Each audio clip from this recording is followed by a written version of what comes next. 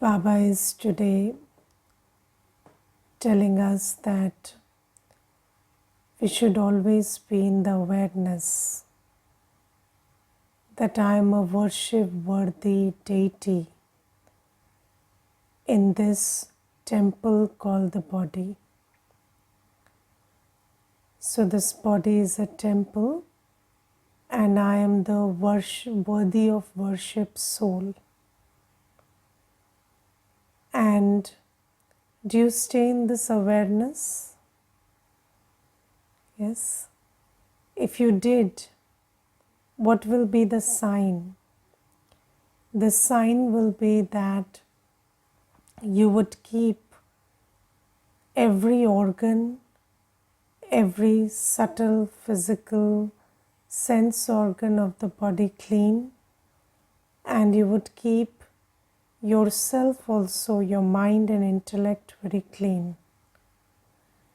And you see, we live in a world where there is physical mud and dirt all around. But do we say that, because there is dirt and, dust outside, so there will be dust in my home? Do you say that? What do you say? Even if there are storms of dust outside, my home will be clean. And you take care to clean it. You see, I remember, whenever there were storms of dust, when I was little, then just when the storm subsided, we will all sit down to cleaning the house. And after we put it, made it spotless, clean, dust free, only then we would sleep. Even if it was 12 in the night, we wouldn't sleep like that.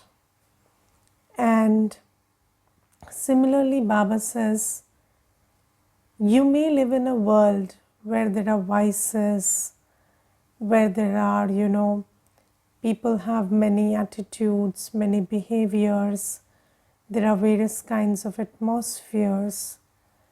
But who are you? You are a worthy of worship soul.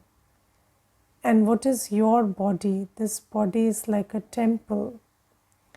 So when you have this awareness about who am I and what is this body, then you keep your mind and intellect, and keep every sense organ of the body absolutely clean, despite it being a dirty world. And for that, what do you need? You need the consciousness of who am I first. And you see, the problem is that we start thinking about who is the other person, what are they doing, what are they saying, what is the situation outside, what are the problems outside. But we forget to remind ourselves, who am I and what is my aim? And when I am in the midst of storms in life, because you see, we have all had 63 births of vikarma, so obviously there are karmic accounts, and those karmic accounts, they come up. And when they come up, so there is upheaval outside. And then when I face these storms, I never think about what is the storm outside. I always take one swaman and practice that. Yes, for example, if nothing is happening my way, nothing is happening my way, then I always take this swaman, I am a contented soul, come what may. So, storms can come, they can take away everything, but they can't take away my contentment. and I would never speak a word of complaint. I will never, even hear anything that, when I hear, I make sure that my mind doesn't have any thought of complaint. When I see something, I do not create this thought, why, how, because that is how the complaint starts. So you take your Swaman and sit in that Swaman. And you are the soul, you are the one operating the body.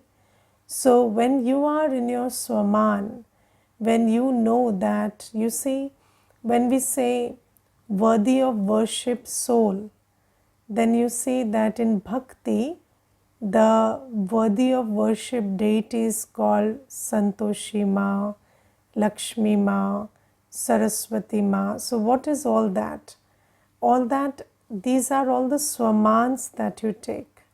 So, when you say, I am a content soul always, then you are Santoshi Ma.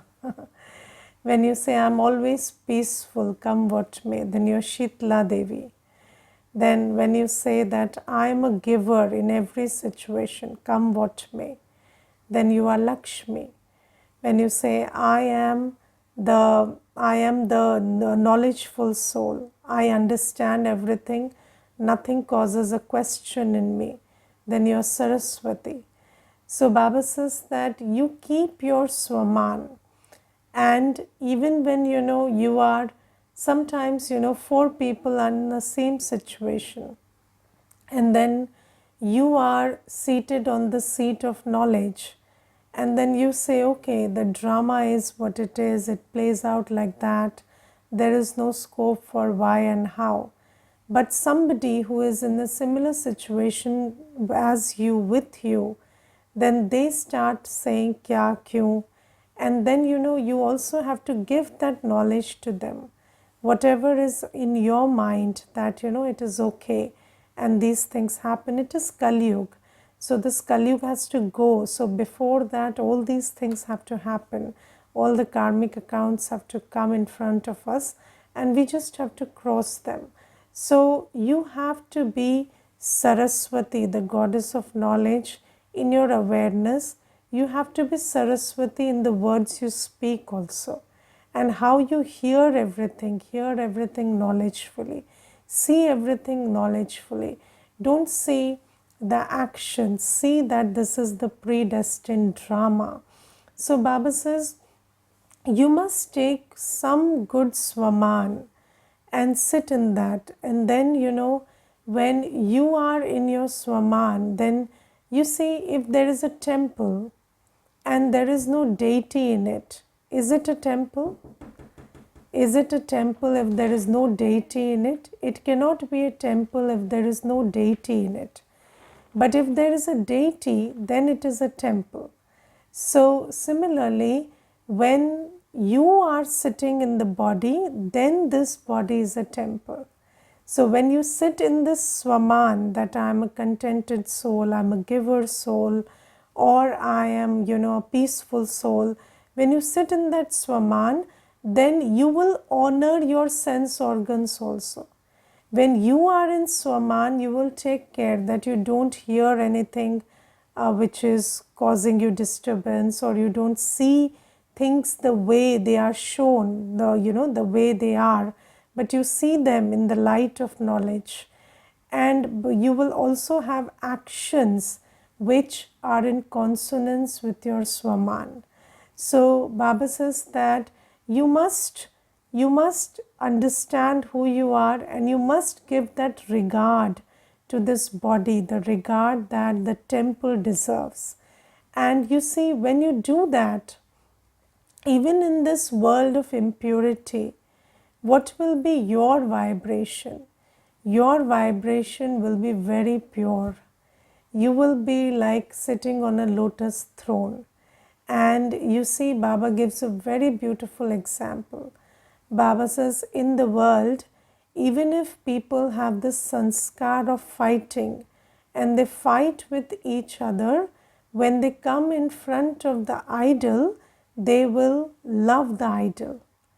Yes, so they have hatred in their heart for fellow human beings, but they have love in their heart for the idol. Why? Because you see, that idol is just a remembrance of you and me, right? So that idol is a memory of who we are right now. So we are the living idols, and Baba says, when you resonate with that kind of purity, then everybody will have love for you. So, a person may be in their life, they may be doing anything, they may be having many sanskars, but when they come to you, they will have love for you. And when they have love for you, then what will they have indirectly? They will have love for Baba. And slowly they will have love for Baba directly, because you will show them the path towards Baba. And so Baba says that you be in this awareness, and then with this awareness, you have a clean intellect and mind always. Come what may, you see, you decide your boundary. Yes, so I will tell you one example. There is one Mata, she called me yesterday, and she said there's another Mata who comes to the center with her. And she said she is into a lot of Vyarth and Vistar. And then she said that she tells me, come to the mall with me, or I'll come home to your place, and then we'll talk about some matters that I'm facing and these kind of stuff. So she said, Didi, I don't want to be rude, but I don't want to encourage that kind of behavior. And then she started talking about the sanskar of the Mata. So I said, you don't have to think about the sanskar of the Mata. You just have to draw a line for yourself. Yes, that Mata could have 1000 sanskars, not your problem. Your problem is you have to set a boundary for yourself. So when she tells you, I want to come home, you say, no, I can't. That's it. You don't have to think about whether she is into Vyarth Vistar, what kind of sanskar she has. You don't have to think about it. You don't have to analyze it. You don't have to discuss it. Her sanskar, she will carry the burden.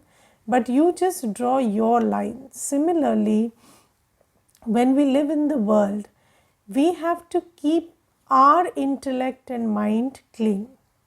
So I have to take the responsibility not of cleaning the world.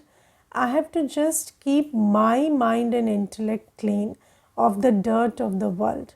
Whatever is out there, let it be there. It doesn't have to come here and sit inside me. That's all that I have to take care of. And what will come from outside to inside and sit in your buddhi is decided by your consciousness. Yes, so wherever there is I and mine, there everything that you have I and my consciousness with will come and sit in your mind and buddhi. So you just have to understand that I am a worthy of worship soul. My body is a temple. Even if I live in an impure world, I do not have to engage mentally with anything that's outside. It may be there outside, but I don't have to think about it. I don't have to focus on it. And when you take that, take that stance, when you look at yourself like that, and when you make these choices, then you are always clean and pure. And when you're clean and pure, then the first thing that happens is your heart is connected to Baba. Yes, so where can you invite God? Can you invite God in a dirty space? No. So when you are keeping your mind and intellect clean, when you're keeping the temple clean, then you are always very close to Baba. And Baba is the ocean of virtues. And Baba is the ocean of peace, love, purity, joy. So what will be your vibration when you're very close to Baba? Everybody who comes in contact with you, will feel that this soul is radiating the vibration of peace, purity, love, and happiness. And when you do that, then every soul will have love for you, because you see, the whole world, what are they looking for? They are looking for knowledge, purity, peace, love, happiness, bliss, and power. But the only thing is, because they don't have knowledge, they are looking in places where they will not find it. They are looking in the wrong place. But everybody is looking for that.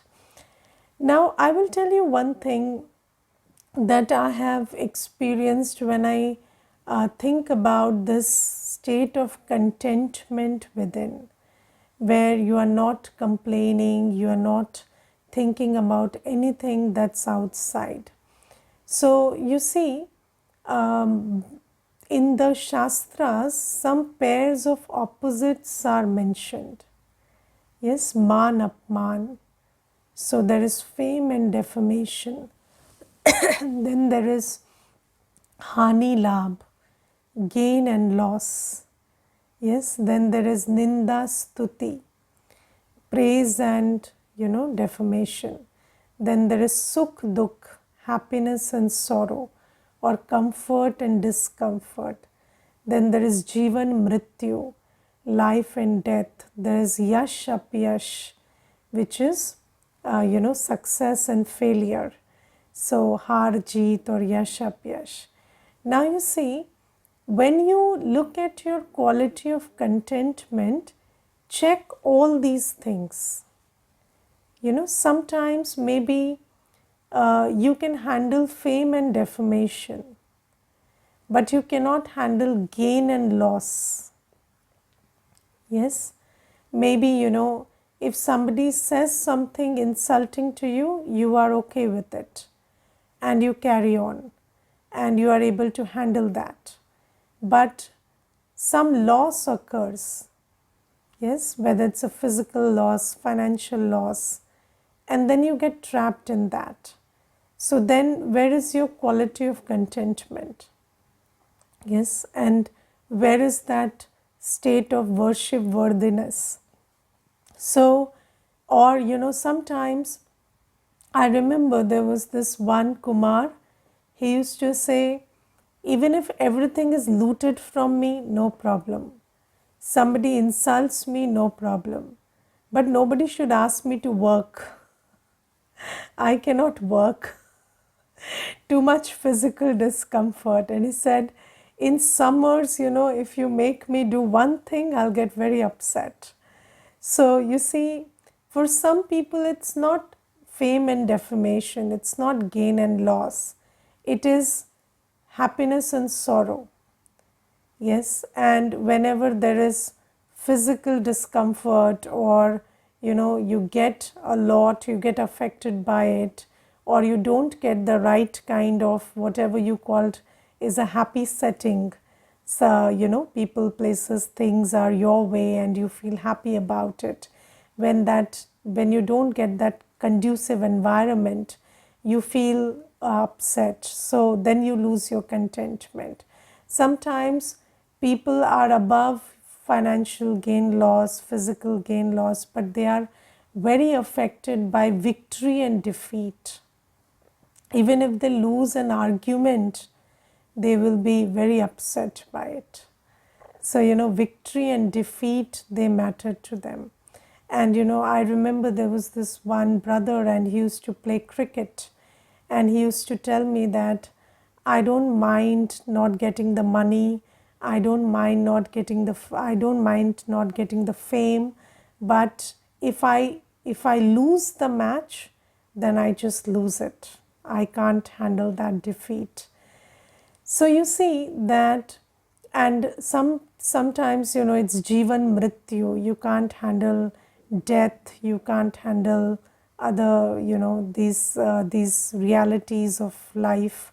So these are also areas where you should check. So when you say, I'm a giver all the time, I'm Lakshmi, or I'm knowledgeful, or I'm content, these qualities have to be upheld always, come what may.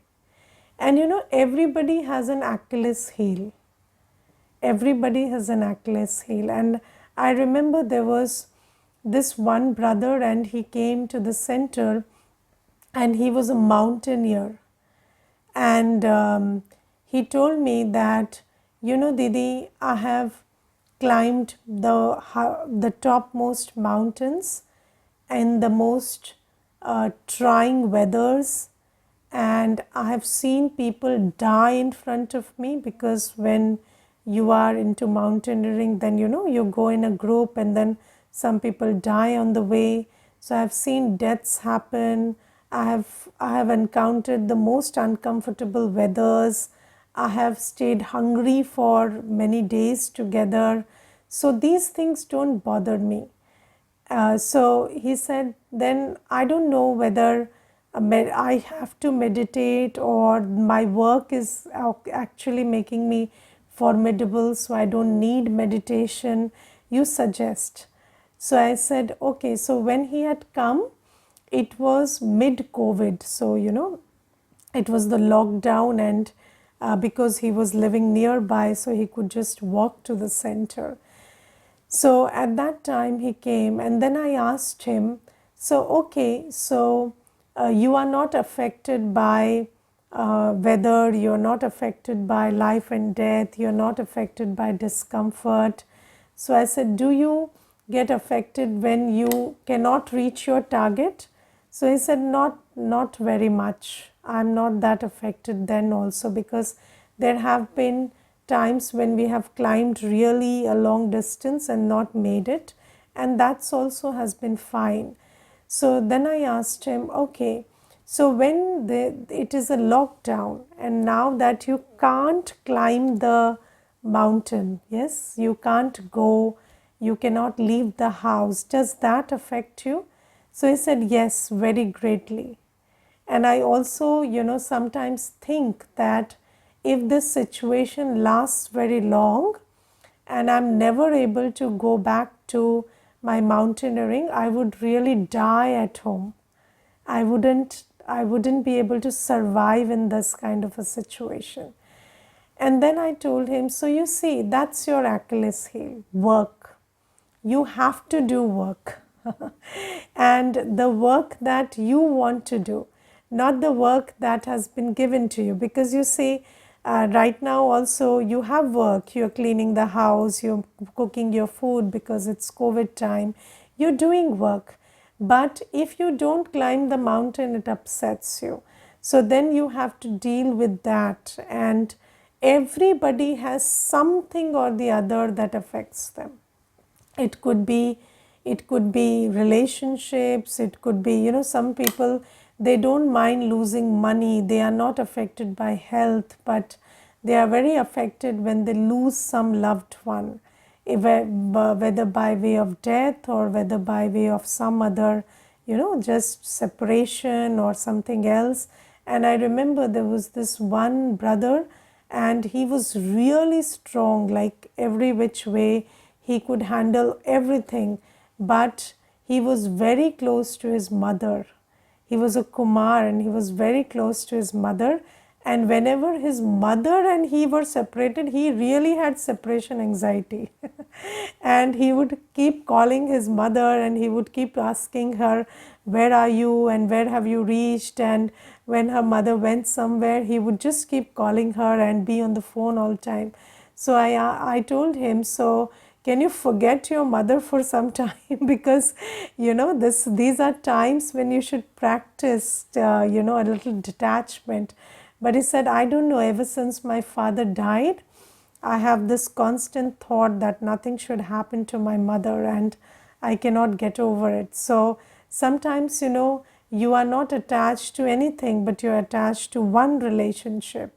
And that one relationship, that can spoil all your spiritual purusharth. So this is why you have to see for yourself what disturbs you, what makes you falter from this worthy of worship state and come down to, to a very, very jittery, very shakeable stage. So Baba says, and if you are able to uphold this sense of who you are always and behave accordingly, choose actions accordingly, then Baba loves you a lot and you feel very close to Baba, and then you radiate the vibrations that make everybody love you that way. And when they love you, of course they will find the path to mukti and jivan mukti, because who are you? You are God's instruments who will take them close to Baba. So this is one thing. And then Baba today says that, in the world, people go to the moon, they try to go to the stars, they go into space, and despite spending so much money, putting their life on risk, and what do they get? They get nothing. Their desires are not fulfilled. Yes, even if what is the desire of every heart? So is it so that if somebody comes back from space, then they are always happy and content after that? No. So, when your desires are fulfilled, you will be happy and content. There will be this feeling that you don't want anything. You found everything that you wished for. And do you have that kind of contentment even if you fly to the space, land on the moon, come back, you do whatever, but it doesn't give you a contented heart. You still have unfulfilled desires. But Baba says, I teach you a very, a very special spiritual art. And what is that? You fly beyond the stars and the moon and go to your land of peace. Go to your home of peace. And in that home of peace, you take the light and might from Baba. And Baba says, if you do this travel always, then all your desires will be fulfilled. And you will go to the land where there are no desires. Do you know, in Satyug there is no desire. They do not know what a desire is. And if you want to be in that space, even in Sangam Yug, because Baba says you can reach that stage where you are Ichcha Matram Avidya, which means you don't even know what a desire is. And it is absolutely possible to reach that state in Sangam Yug if you do this travel that Baba teaches you. And Baba says, this is a travel which doesn't take any cost. Yes, does it cost you to go to the soul world? No, you can just go there free of any cost, and it is not risky also because you leave your body here and then you go there. And I remembered, this one incident, very funny incident. There was one very bhola Kumar of Baba. And then, he asked me once, Didi, when we go to Paramdham at night before sleep, should we just sleep there and not come back? So can I just go to the soul world and sleep in Baba's lap? So I said, yes, you can do that. So I said, but I'm not able to do that. So I said, why? So he said, when I'm up there, I think that, my body is without a soul right now and anybody can come and kill it. So I have this thought and then I come flying back and I protect my body. So I have to be here. Otherwise, I feel that somebody will come and kill my body. So I said, okay, no problem. So you can sleep here. So then he says, no, Didi, but if I sleep here, then how will I sleep in Baba's lap? So I said, I don't have a solution to this problem that you have. So you see that, some children of Baba, they are very sweet. So he said this thing. But you see, when you go to the soul world, the first thing is you don't have to be attached to the body. So when you are attached to the body, you cannot fly. So when you leave the body behind, you know that it is you that matters, not the body. Yes, and I asked him, if somebody kills the body when you are here in the body, what will you do? Sit and protect the body or fly away? So, when the body is killed, the slow soul flies away anyway. So don't get caught up in these mind games.